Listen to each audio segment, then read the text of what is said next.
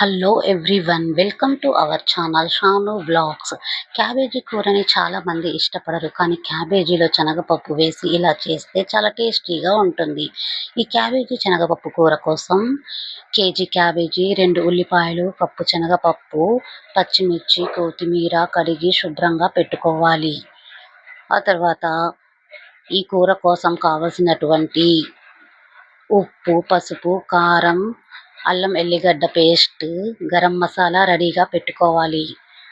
తర్వాత క్యాబేజీని, ఉల్లిపాయల్ని, పచ్చిమిర్చిని, కొత్తిమీరని కట్ చేసి రెడీగా పెట్టుకోవాలి. ఇప్పుడు స్టవ్ వెలిగించి స్టవ్ మీద గిన్నె పెట్టేసి ఆ గిన్నెలో ఆయిల్ వేసి వేడి చేయాలి. ఆయిల్ వేడెక్కాక ఉల్లిపాయలు, పచ్చిమిర్చి వేసి వేగనివ్వాలి. ఇలా ఉల్లిపాయ, పచ్చిమిర్చి వేగేటప్పుడు అందులో అల్లం వెల్లిగడ్డ పేస్ట్ వేసి, ఉప్పు వేసి కలుపుతూ ఉండాలి. అల్లం వెల్లిగడ్డ పేస్ట్ పచ్చివాసన పోయేదాకా ఉల్లిపాయల్ని వేగనివ్వాలి. ఇలా వేగాక ఇందులో పసుపు వేసి బాగా కలపాలి.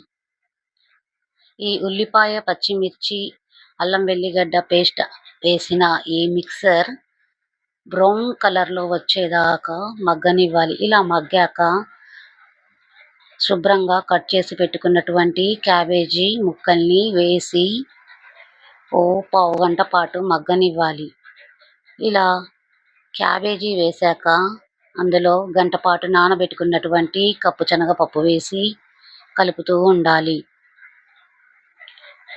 ఇలా కలిపేటప్పుడు స్టవ్ మనము సిమ్ మీద ఉంచుకోవాలి. తర్వాత కారం, గరం మసాలా, తగినన్ని నీళ్లు వేసి కూరని బాగా ఉడకనివ్వాలి. క్యాబేజీ శనగపప్పు బాగా మెత్తగా అయ్యేదాకా ఉడకనివ్వాలి. ఇలా ఉడికేటప్పుడు మధ్య మధ్యలో కలుపుతూ ఉండాలి.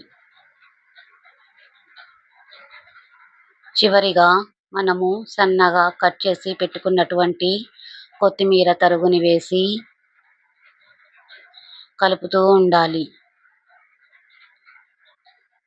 ఇలా కొత్తిమీర వేసేటప్పుడు అడుగు మాడకుండా ఉండడానికి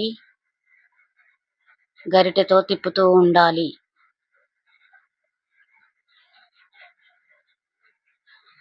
స్టవ్ సిమ్ మీద ఉంచి కొత్తిమీర వేశాక మూత పెట్టేసి కూర మీద నూనె తెట్టు వచ్చేదాకా మగ్గనివ్వాలి. ఇప్పుడు ఎంతో టేస్టీ అయినటువంటి క్యాబేజీ శనగపప్పు కూర రెడీ అండి.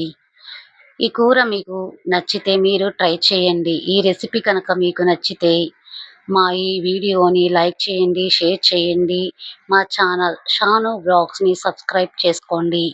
ఈ కూర రైస్లో కానీ, చపాతీలో కానీ చాలా బాగుంటుందండి. మీరు ఒకసారి ట్రై చేయండి.